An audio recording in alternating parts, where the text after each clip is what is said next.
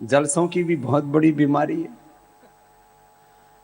और उसमें नाच भी नचवाना है, चाहे दूल्हा गिर जाए चाहे घोड़ी गिर जाए महाराज।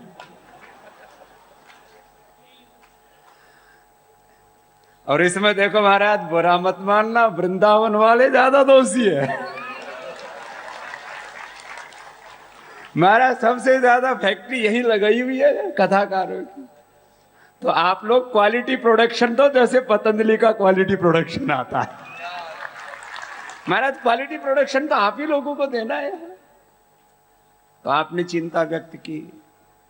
अब देखो हमारे ठाकुर जी कितना सुंदर, चाहे श्लोक बोलते हैं, चाहे मंत्र उच्चारण करते हैं, चाहे कोई भजन आदि गाते हैं, तो ऐसा लगता है जैसे वाणी से पुष्प वर्षा हो रही हो।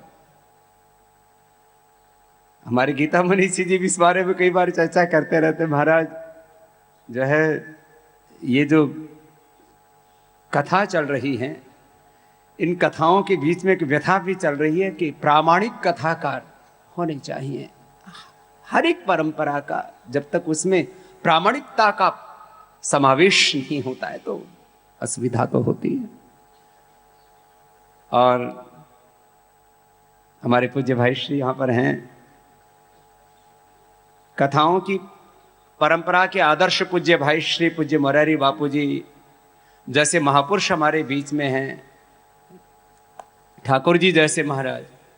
और देखो भाई, हम तो वैदिक परंपरा के मीन्स इस अर्थ में वैदिक की परंपरा कि हमने व्याकरण शास्त्र, फिर दर्शन, उपनिषद और वेद शास्त्रों का गुरु परंपरा से अध्ययन किया। और महाराज इस समय अपनी इस सनातन वैदिक आर्य हिंदू ज्ञान परंपरा, जो हम शब्द बोले, हम तो सर्वसमावेशी हैं। बहुत से कहते महाराज आप कौन से समाज से हो? हमने कहा हम सर्व समाजी हैं। सारा अपना ही तो है, सारा ब्रह्मांड भगवान का ही है, उन्हीं का मूर्त रूप है। इसमें रागत द्वेष तो रखना ठीक विवेकपूर्ण नहीं। हमारे मरूप पीठाधीश्वर जी से जब मैं मिला पहली बार, पहले तो मैंने इनको टीवी पर ही देखा था। पहले दिन तो मैंने चैनल चेंज कर दिया महाराज। आपकी वेशभूषा से हमको ऐसा लगा कि कोई बाबा बैठ गया होगा कथा करने। फिर गले में मोटी मोटी माला और ऊपर इतनी जटाजू, तो महाराज ज्यादा फैशन में रहते नहीं और तिलक भी बड़ा जोरदार करते हैं। तो हमने कहा कोई बैरागी महात्मा बैठा है, तो हमने महाराज वो चैनल चेंज कर दिया। थोड़ी देर ऐसे, कभी तो वक्त भी बहुत कम मिलता है। फिर हमने एक दिन ऐसे सुना कि ये महात्मा आ गए, जरा सुनो तो सही बोलते क्या है। महाराज हम सच कहते हैं कि ऐसे तो हम सब विद्वान महापुरुषों का सम्मान करते हैं, और हमारे गुरुओं ने हमको सिखाया है कि कभी किसी की तुलना किसी से नहीं करनी चाहिए। लेकिन माने शास्त्रों का प्रामाणिक वैदुष्य और साथ में अभिव्यक्ति की भी प्रखर शक्ति परमात्मा ने पूज्य महाराज श्री को दी। ये दोनों का एक साथ होना बड़ा दुर्लभ सा होता है। एक बहुत बड़े विद्वान थे हमारे गुरुकुलीय परंपरा में, वैदिक परंपरा में, आचार्य युधिष्ठिर मीमांसक जी भालगढ़ में। उन्होंने बहुत सेवा की और काशी के विद्वानों ने भी उन्होंने उनको महामहोपाध्याय की उपाधि भी दी। अब तो खैर वो काशी के ऊपर भी अब वहाँ की जो ज्ञान परंपरा है वो भी लड़खड़ा रही है, वो एक अलग प्रश्न है। लेकिन मैं आज से 50 साल पहले की बात कर रहा हूँ। और लेकिन वो विद्वान इतने प्रखर कोटि के कि उनको लगभग शास्त्र सभी कंठस्थ है, लेकिन मंच पर 2 मिनट बोले तो ऐसे कांपने लगते थे, बोला नहीं जाता था।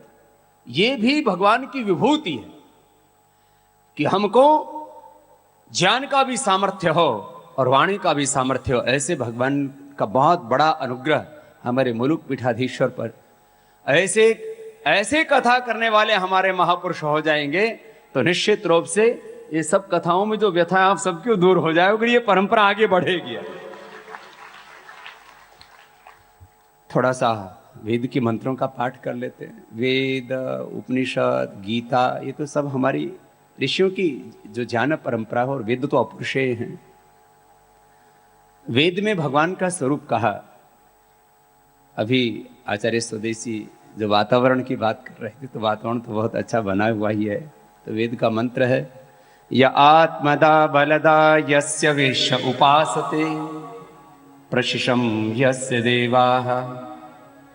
पिछली बार जब यहाँ सत्संग हो रहा था तो मुझे भाई ने कहा था पूरा विश्व ही प्रभु की वंदना कर रहा है, पूरा विश्व प्रार्थना में है। उन्होंने प्रसंग रखा था कि व्यक्ति को दुख किस बात का है, अतीत का शोक। दुनिया हमें देखती है या नहीं देखती, कोई देश दुनिया का न्यायालय हमें दंड देता है या नहीं देता, हमारा कर्म हमारे सामने हमेशा आता रहता है। और कुछ भी हमने गलत किया है तो हमारी आत्मा हमको कोसती रहती है, नोचती रहती है, तुझे धिक्कार है, तूने गलत किया है। यह अतीत का शोक। बाकी जो दुनिया की न्याय व्यवस्था, ईश्वर की जो वो कर्म फल व्यवस्था है, वो एक पृथक है। अपने भीतर भी एक व्यवस्था परमात्मा ने दे रखी है।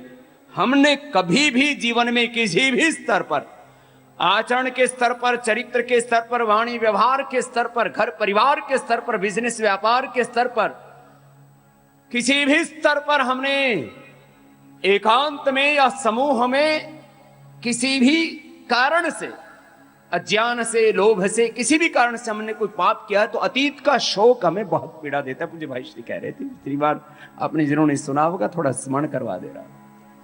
वर्तमान की आसक्तियां, अविवेकपूर्ण आसक्तियां व्यक्ति को बहुत दुख देती है।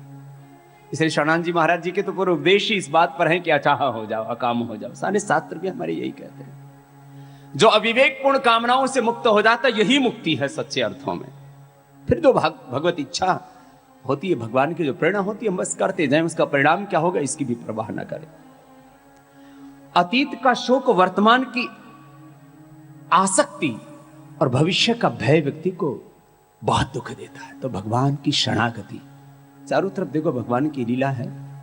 य आत्मदा बलदा यस्य विश्व उपासते प्रशिशम यस्य देवाः यस्य छायामृतं यस्य मृत्युः कस्मै देवाय हविषा विधेम तद्विष्णोः परमं पदं सदा पश्यन्ति सूरयाः दिवीव चक्षुराततम् विष्णोः कर्माणि पश्यत यतो व्रतानि पस्पशे विष्णोः कर्माणि पश्यत यतो व्रतानि पस्पशे इंद्रस्य युज्यः सखा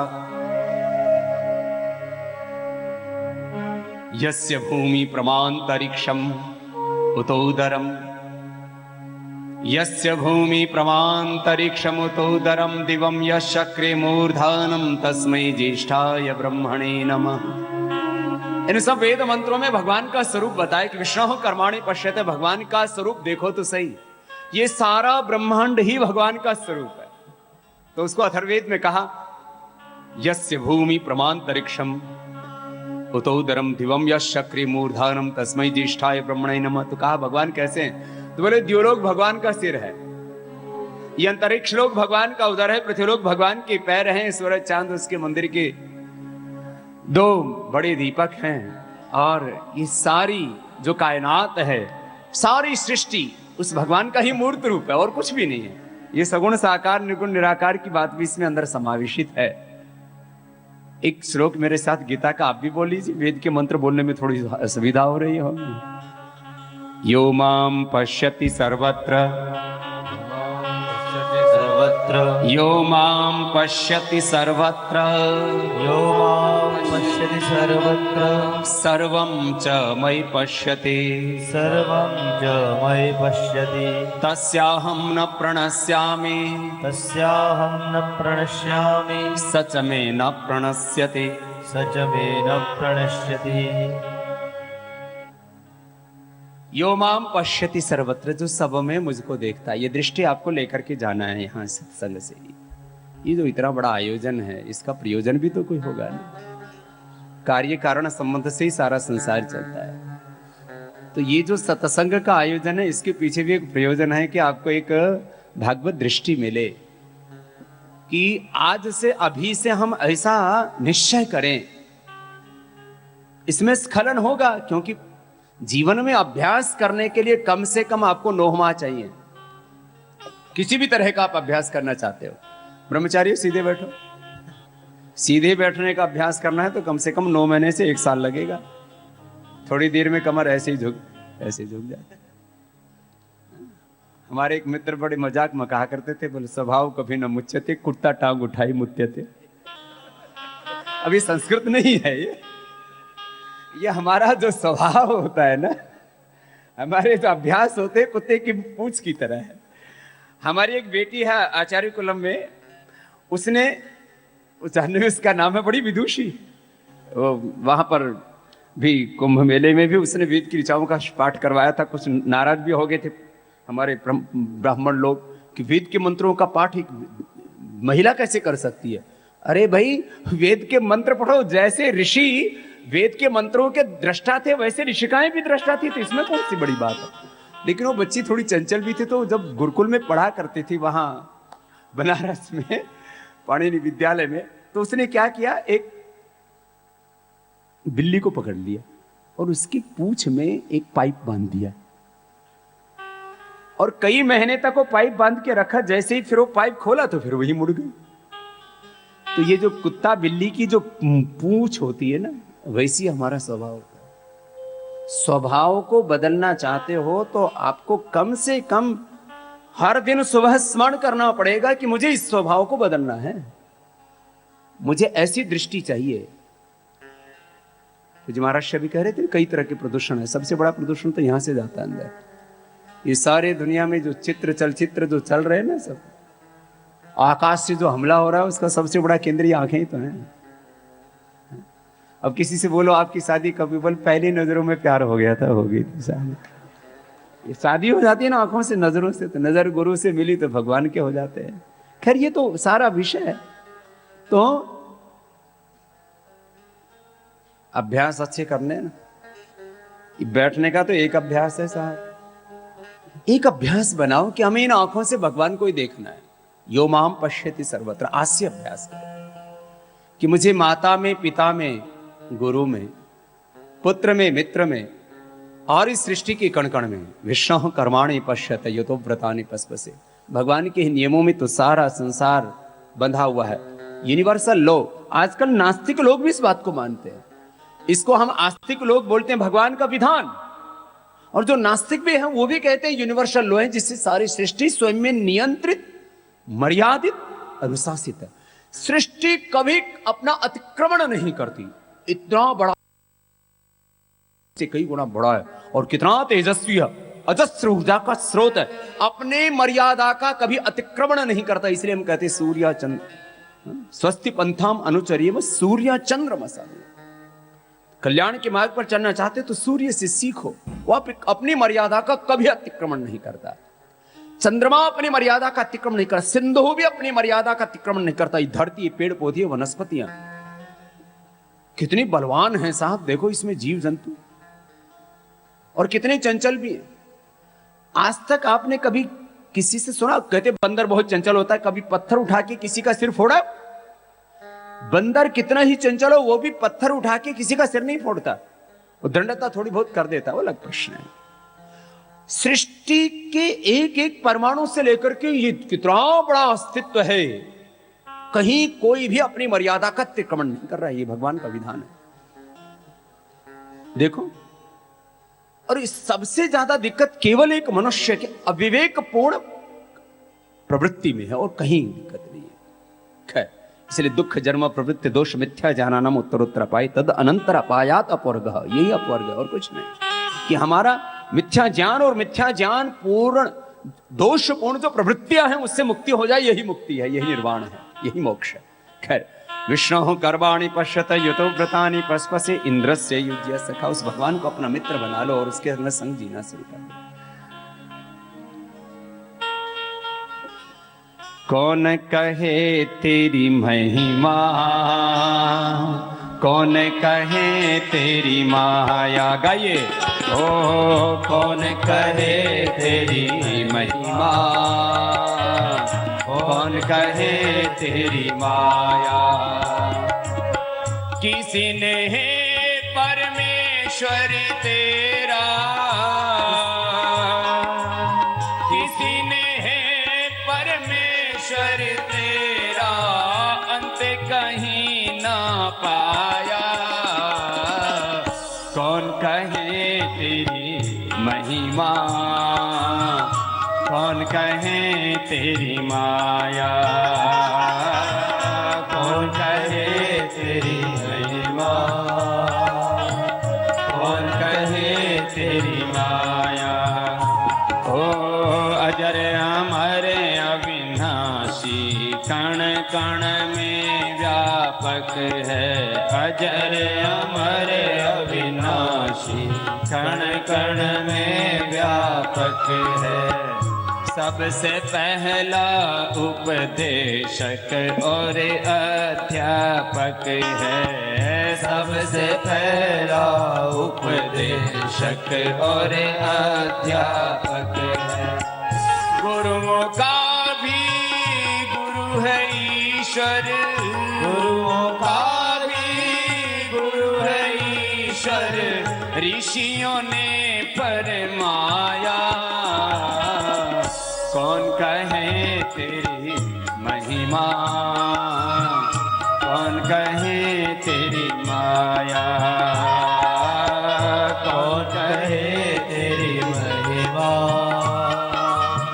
कौन कहे तेरी माया।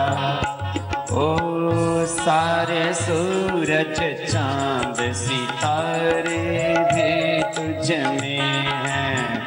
सारे सूरज चांद सितारे भी तुझ में हैं। सभी समंदर सभी किनारे भी तुझ में हैं। सभी समंदर सभी किनारे भी तुझ में हैं। सृष्टि के अंदर बाहर तो, सृष्टि के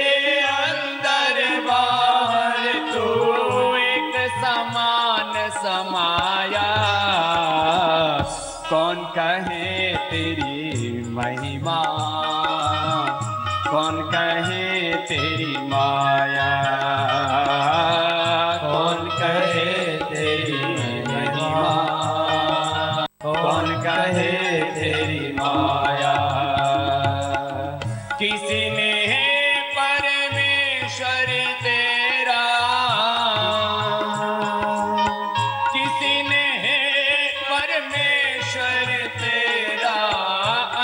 कहीं ना पाया। कौन कहे तेरी महिमा, कौन कहे तेरी माया।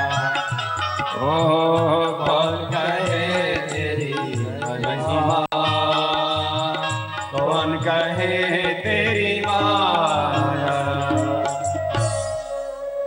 तो प्रभु को अपने भीतर और बाहर सर्वत्र देखने का अभ्यास, बस एक ही अभ्यास हो जाए ना तो फिर सारे अच्छे अभ्यास हो जाएंगे। इसी को अभ्यास कहा है योग दर्शन में।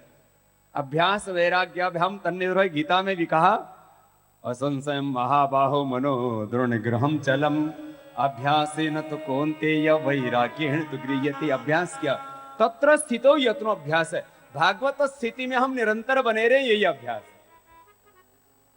तो आप सभी भाई बहन ये सगुण साकार भक्ति कर सकते हो। जो गृहस्थ हैं वो भी कर सकते हैं भक्ति, लेकिन ये दृष्टि चाहिए। सबसे बड़ी चीज है दुनिया में दृष्टि, और सही दृष्टिकोण हो जाए हाँ हमारा जीवन के प्रति, तो फिर आपको सब कुछ प्राप्त हो गया। तो आज ऐसा एक तो मन में ये विचार करें, अभी संकल्प की बात कर रहे थे, तो ऐसे तो सारी सृष्टि भगवान के संकल्प का ही परिणाम है। ये ब्रह्मांड इतना रहस्यपूर्ण, इतना रोमांचक, इतना विराट है। शरीर की एक एक कोशिका से लेकर के ब्रह्मांड की एक एक कोशिका, एक एक परमाणु पर जब हम चिंतन करते हैं तो उतना रहस्यपूर्ण है। और मैंने तो इसका अभ्यास किया है। शरीर का भी मैं बोलता हूँ, 1 सेल इक्वल टू 1 बॉडी। एक सेल कैसा होता है? एक माँ का ओवम, पिता का स्पर्म, दोनों मिलके एक हो जाते हैं। जो थोड़ा बहुत भी शरीर विज्ञान जानते हैं, माँ की कोख में माने स्पर्म ओवम में समा जाता है, अस्तित्व मां से ही प्रकट होता है। तो वो माने अब मिट गया अस्तित्व स्पर्म का, ओम रह गया। अब 1 से 2, 2 से 4, 4 से फिर ऐसे 8, 8 से 16, 16 से 32 पे 3 लेयर बनते हैं, एंडोडर्म, मेसोडर्म, एक्टोडर्म। उससे फिर पूरा हमारे ये एग्जिस्टेंस बनता है। एक cell, 1 cell equal to 1 body. Cell पर जितने भी रिसेप्टर्स हैं, जीन्स हैं, क्रोमोसोम्स हैं, उसका डीएनए। माने एक सेल में एक कोशिका में पूरा शरीर है। एक शरीर, इस ब्रह्मांड के एक परमाणु में पूरी सृष्टि है। इतना रहस्यपूर्ण ये जगत है, इसको समझने में कई प्रकार की हमें भ्रांतियां हो जाती हैं। लेकिन ऐसे सहजता से इसको समझे तो क्या है, जो सबको बनाने वाला वो भगवान। ये तो वा इमानी भूतानि जायन्ते ये न जातानि जीवन्ति यत् प्रयन्ति सब अभिसम विशन्ति तद विजिज्ञासस्व तद ब्रह्मेति। जो सबको बनाने वाला, सबके भीतर समाने वाला, सृष्टि का कर्ता, नियंता, संहर्ता, सर्वज्ञ, सर्वशक्तिमान, सच्चिदानंद स्वरूप परमात्मा, वो तो भगवान है ही। जिससे बनाता है, जिन तत्वों से बनाता है वो प्रकृति, और जिसके लिए बनाता है वो आत्मा। भाई हम सब आत्माओं के लिए तो ये सृष्टि बनाई है, भगवान को तो क्या जरूरत है, तो अपने आनंद में सदा एक रस है ही। तो इसमें कहां भ्रांति रहेगी। अब मानो कि आप जो है उपास्थान त्रयी का आपने अध्ययन नहीं किया, 4 वेदों का, वैसे त्रयी विद्या ही बोलते हैं उसको भी, जिसमें ज्ञान कर्म उपासना का व्याख्यान है 4 वेदों में। ऋग यजुर साम ऐसा ही बोला जाता। अथर्व में तो 3 वेदों की जो विद्याएं उन्हीं का एक समावेश है। तो ये त्रयी विद्या क्या है, यही तो है, परमात्मा, आत्मा और प्रकृति का हमें सम्यक बोध हो जाए तो बस फिर कहीं भ्रांति कहां रहती है। अब हम लोग इस भ्रांति में पड़े रहते, परमात्मा का स्वरूप कैसा है। तो ये देखो, 3 तो आपको एक तरह से शास्त्रों की बात को सरल शब्दों में कह दिया। अब और समझ लो, ये सारी सृष्टि भगवान का मूर्त रूप है। अभी मैंने गीता का श्लोक कहा, उपनिषद की भी श्रुति सुन लो। सब बोलिए, द्वेहवाव ब्रह्मणः रूपे मूर्तम च मूर्तम च अमूर्तम च। अमूर्तम ये 2 ही तो झगड़े चलते हैं, वो मूर्त है कि अमूर्त है। तो उपनिषद में ऋषि ने कह दिया वो मूर्त भी है अमूर्त भी है। तो क्या है मूर्त, ये सारा ब्रह्मांड। यो माम पश्यति सर्वत्र सर्वम च मयि पश्यति, जो मुझ में सबको देखता है और सबको मुझ में देखता है, सब में मुझको देखता है और मुझ में जो सबको देखता है, उसके लिए मैं एक क्षण के लिए भी ओझल। तो भैया मंदिर में दर्शन खूब कर लिया आपने। अब ये दर्शन आपके 24 घंटे के दर्शन बन जाएं तो आपके दर्शन सच्चे, नहीं तो आपकी भक्ति ठीक है, उसके बारे में कुछ नहीं कहेंगे। तो ठीक है, जितनी देर देखा उतनी देर तो देखा ही है, ना से तो कुछ तो अच्छा। लेकिन भैया अब ये तुम्हारे राधा रमण जो है वो खाली वृंदावन मथुरा में ही रमण करते रहे, तुम विषयों में रमण करते रहो तो भैया आधा रमण होगा, तुम्हारा राधा रमण नहीं होगा। तो देखो पूरा रमण करो भैया। तो जिस भगवान को तुम मथुरा वृंदावन में देखते हो, रमण रेती में देखते हो, ऐसी दृष्टि लेकर के जाओ कि 24 घंटे सब में वही भगवान दिखे। तो यह है सम्यक दृष्टि, ये सगुण साकार भक्ति है परमात्मा की। देखो भाई हम इसमें जीते हैं। देखो हम जो कहते हैं ना, हम कहते हैं शीर्षासन करो, तो पहले खुद शीर्षासन करते हैं, और फिर ये अलग बात है कि विदेशी कंपनियों का भी शीर्षासन करवाया हमने, वो भी देश की भलाई के लिए कराया।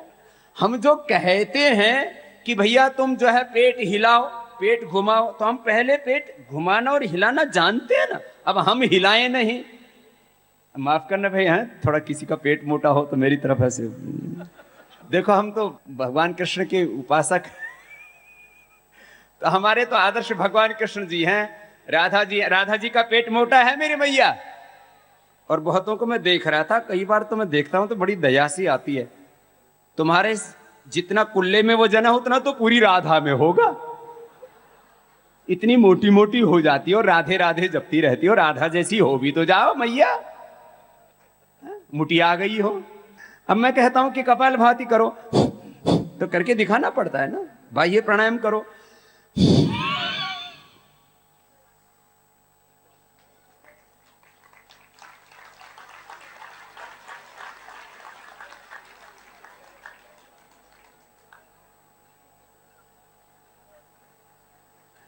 अब हम कहें पेट घुमाओ और अपना घूमे ही नहीं, तो बोलेंगे बाबा अपने तो पहले घुमा लो।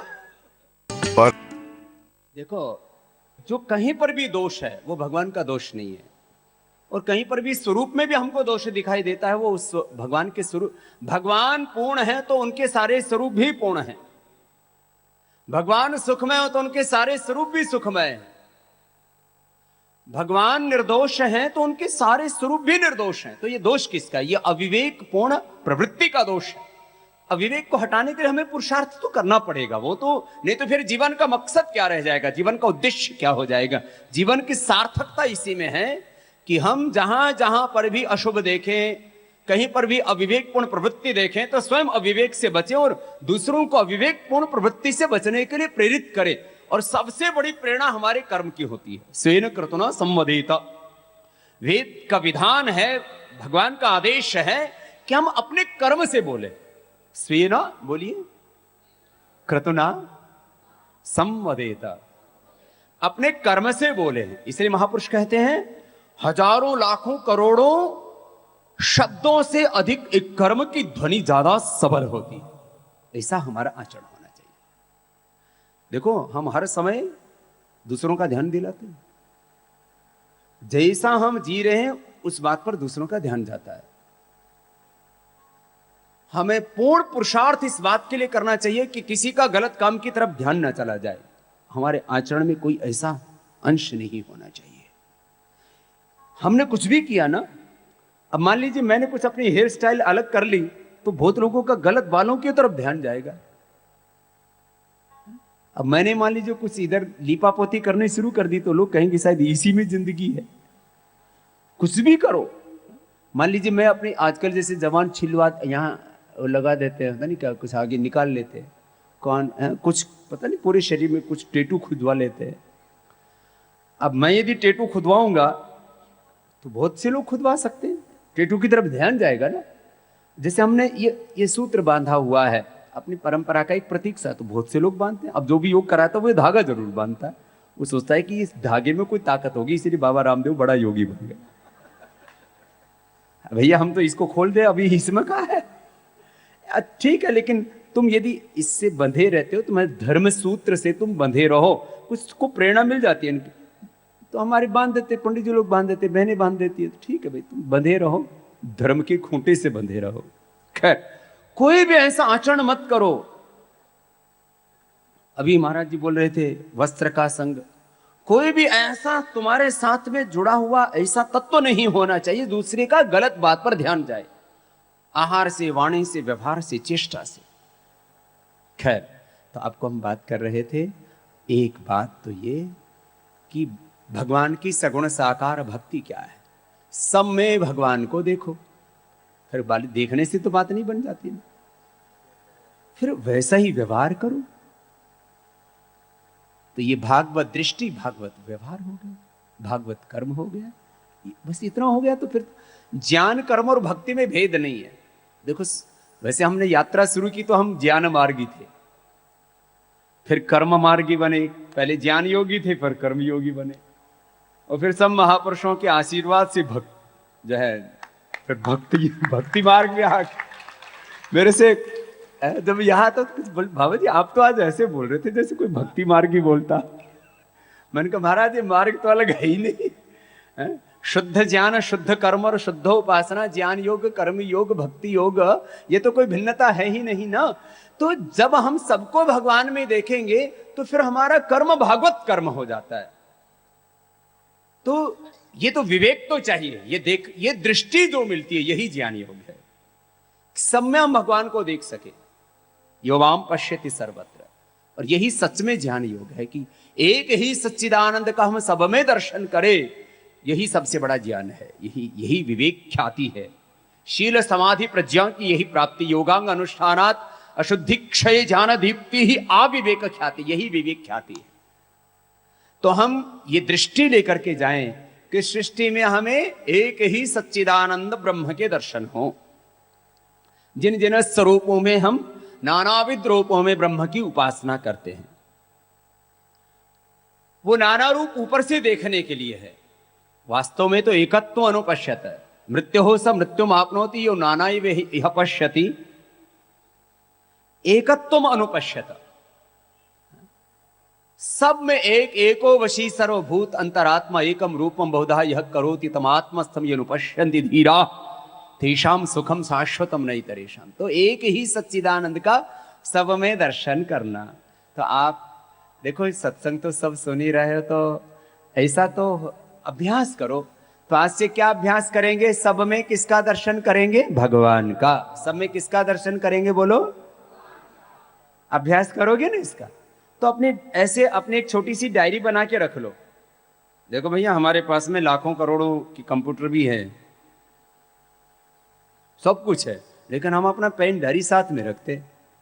किसी महापुरुष से कोई बात सुनने में आ जाए, अपने भी भीतर कोई भगवान प्रेरणा दे दे,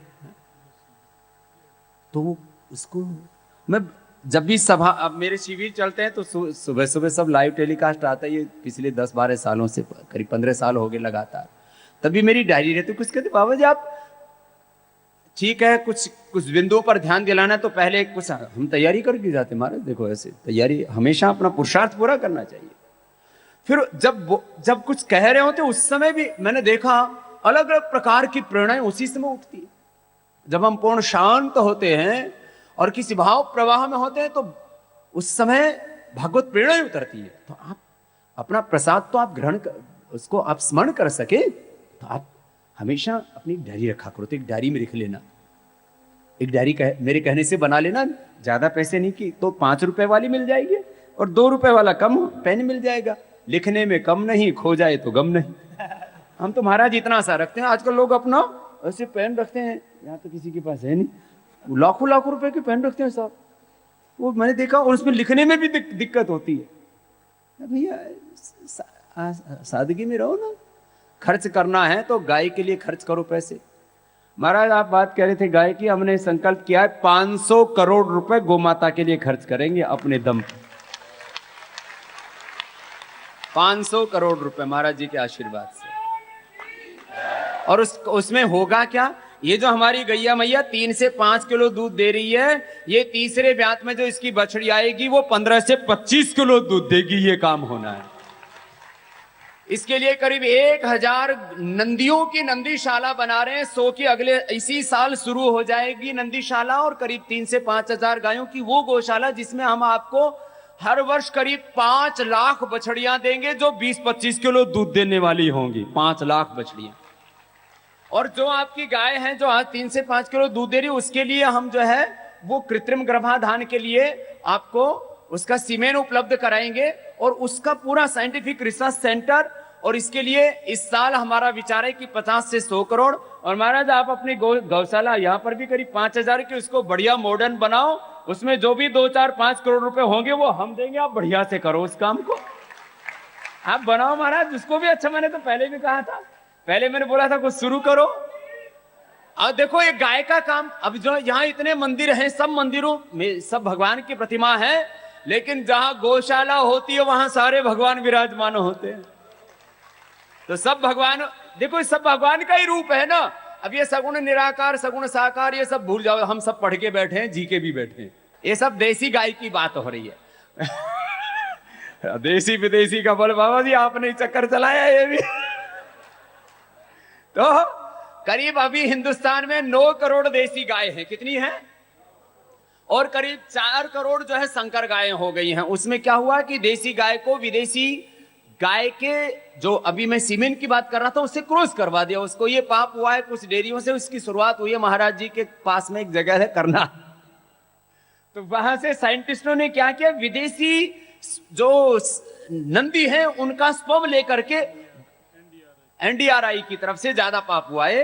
तो वो बहुत मामला गड़बड़ हो गया, और इसके ऊपर हम ये करने वाले। देखो सरकारी स्तर पर कोई जो है सरकारी काम ज्यादा सरकारी नहीं होता है, असरकार माने उसका सरकारी हो जाता है थोड़ा, है ना, कम असरकारी होता है। तो मैं कह रहा था ये कार्य होना है।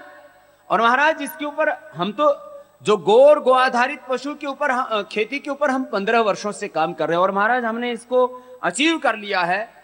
जो यूरिया डीएपी से खेती करते हैं उससे 25% लागत कम आती है, और उससे 25 से 50% ज्यादा उपज होती है। ये हमने प्रयोग करके सिद्ध कर दिया। यूरिया डीएपी से गन्ना पैदा होता है 300 से 350 क्विंटल, और जो हम गोमूत्र गोबर से खेती कर रहे हैं उसमें 400 से 450 क्विंटल गन्ना 1 एकड़ में पैदा हो। 1 एकड़ में साग सब्जियां माने कद्दू टेंडा से लेकर के भिंडी से लेकर के हरी मिर्च से लेकर के 2.5 से 5 लाख रुपए की 1 एकड़ से इनकम होती।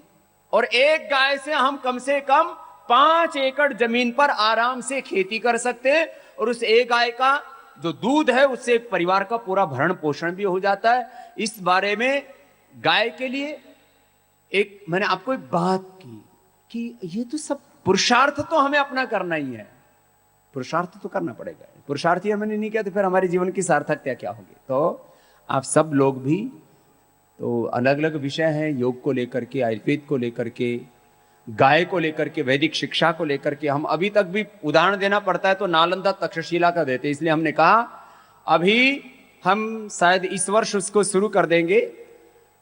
आने वाले 3 से 5 वर्षों में एक बहुत बड़ा लगभग 1 लाख विद्यार्थी जहां पर विद्या अध्ययन कर सकें ऐसा वापस एक गुरुकुल बनाएंगे, विश्वविद्यालय बनाएंगे।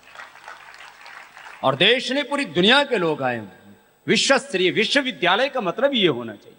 और उसके अलावा पूरे देश में एक वैदिक शिक्षा बोर्ड के बारे में हमारी सब बातचीत पूरी हो चुकी है। वैदिक शिक्षा बोर्ड का भी गठन होगा, भारत की शिक्षा व्यवस्था भी बदलेंगे। बड़े बड़े काम तो करने हैं, लेकिन सब किस भाव से करने हैं? ब्रह्म भाव से। किस भाव से?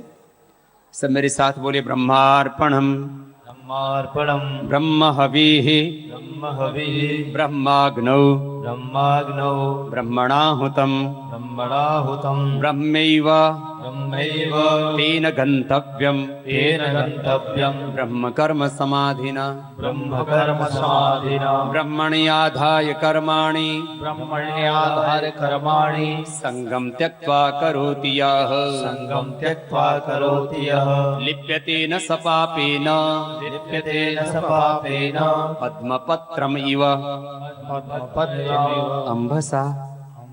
ये है गीता का ज्ञान। क्या है? कि हम सब में भगवान को देखें और भागवत कर्म करें। फिर कि भगवान की प्रसन्नता किस में है, वो कार्य वो व्यवहार हम सबसे करें, तो हम सबके भीतर भागवत दृष्टि हो, भक्ति पूरी उतरे हम में, और हम भागवत कर्म करें। और हमारा जीवन जब भागवत होगा तो निश्चित रूप से ये देश तो भगवान का ही देश है। और सच में ये भागवत मुहूर्त है, इतनी पवित्र ये वेला है। पूज्य महाराज श्री का अनुग्रह, अब उनका नाम लेने में हमको संकोच होता है, क्योंकि तो गुरु का, पिता का, बड़ों का ऐसा नाम नहीं लेते हैं। तो ऐसी पूज्य काशी पीठाधीश्वर महाराज श्री का इतना बड़ा अनुग्रह, इतने महापुरुषों के आशीष आपको मिलते हैं, मार्गदर्शन मिलता है, दृष्टि मिलती है। वो दृष्टि हमसे ओझल ना हो। और मैं तो कहता हूँ, और कुछ ना समझ में आए तो महापुरुषों को देख लिया करो, और जैसे महापुरुष जीते हैं वैसे थोड़ा बहुत जीना शुरू कर दिया करो। ज़्यादा शास्त्र समझ में ना आते हों ये, क्योंकि शब्दों का भी बड़ा एक महिमा है साहब, इसके लिए बहुत अभ्यास करना पड़ता है थोड़ा। जैसे हमारे बटू के यहाँ अभ्यास कर रहे हैं, यहाँ 2 ब्रह्मचारियों ने बहुत अच्छा अभ्यास किया है। श्रीकांत मिश्रा खड़े हो जाएंगे एक बार, बहुत तेजस्वी ब्रह्मचारी, एक बार जोरदार अभिनंदन है इस ब्रह्मचारी। एक सामान्य ब्राह्मण कुल में पैदा हुआ ये ब्रह्मचारी, और अब इसने अपने विद्याध्ययन के अभी अंतिम चरण में पहुंच गया, अभी पीएचडी कर रहा है। न्याय शास्त्र में गोल्ड मेडल लिया, स्वयं प्रधानमंत्री जी ने वहां पर सम्मानित किया है। और इतनी विनम्रता, इतनी तेजस्विता, और इसमें दिव्यता है। सुन लो ब्रह्मचारियों, आप में से मैं देखता हूं कुछ ब्रह्मचारी जो है टेढ़े मेढ़े रहते हैं हमेशा, ऐसे मत रहा करो।